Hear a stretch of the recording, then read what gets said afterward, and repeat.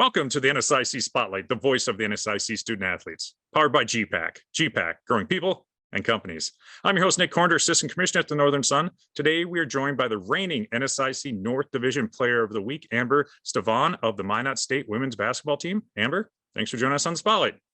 Thanks for having me. All right, before we get to last weekend's game, tell us where you're from and how you ended up at Minot State.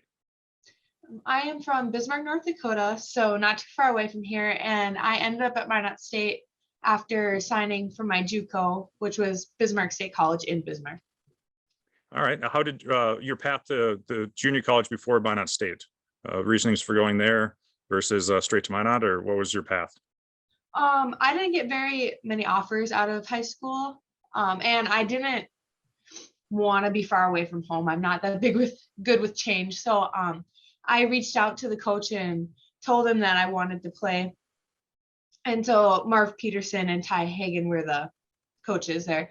And so they were delighted and they said that they would have me. So that's kind of how that started.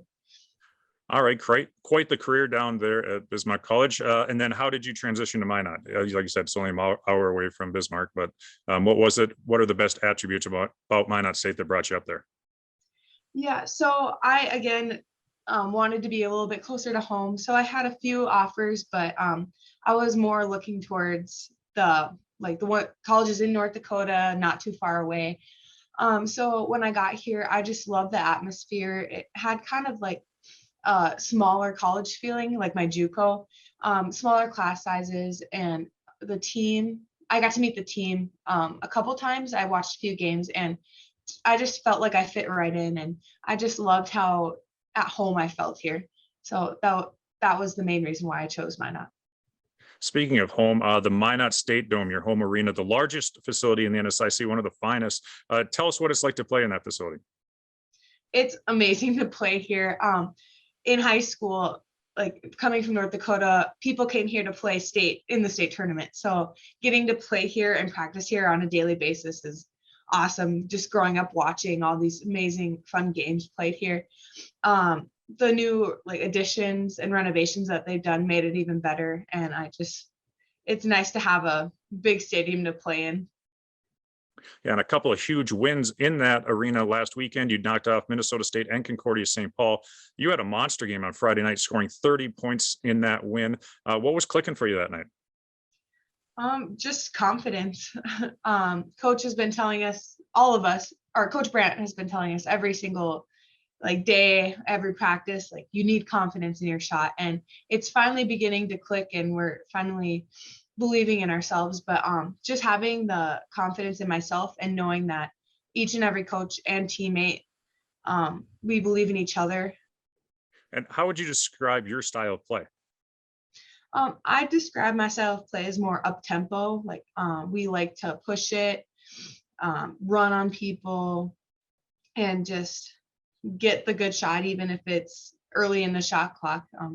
Just kind of, get other teams fatigued and keep pushing.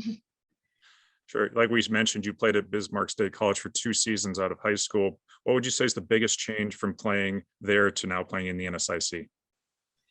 I'd say the biggest change is the size of the teams, in general.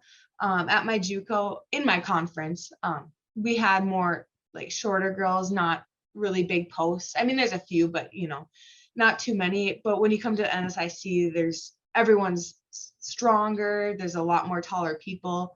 Just the physicality of it is a little more than my conference in JUCO. So that would probably be the biggest difference. Yeah, on Saturday night, you dropped 18 points as part of your Player of the Week performance, but it was Kate Head that led your team in scoring that night with 23 points. Tell us more about Kate and some of the other teammates on Minot State this season. Yes, Kate Head is an amazing player. I'm grateful to have her as a point guard. She, so much to say about her, honestly. A good assist. She has great vision. She has good shot percentages and shot selection. She went 100% from the field in that game as well. So just having such a smart point guard definitely helps our team. And she's a great defender too. We put her on the best players on the other teams that we play against. So can't say enough about Kate. She's the hardest worker on our team too. And always in the gym shooting shots. Some of the other players that have stepped up, like Janie Wonderlick, does all the little things that a coach could ask for. She always brings the energy to hyping everyone up. Someone gets a charge, she's the first one there yelling and picking you up. Natasha Elliott, she has grown a lot in the past few weeks and this whole season, but she's a very athletic player and good rebounder, and she definitely could be an even better player, and she's gonna be a better player as she keeps improving. Lucy Chapman, amazing shooter. We keep telling her to shoot it whenever she has the ball. Like, Emma Mogan, true freshman, just as a freshman, you couldn't ask for anything more. Like, she's grown a lot and just a hard worker and gets all the steals and the loose balls. You know, you always have to have those people that do the little dirty work. So I'm missing a few others, but I'm just really happy with all my teammates and how well we're working together. Coach Brandt comes in as the new head coach this season for Minot State, bringing with him over 30 years of coaching experience. How would you describe his style of coaching?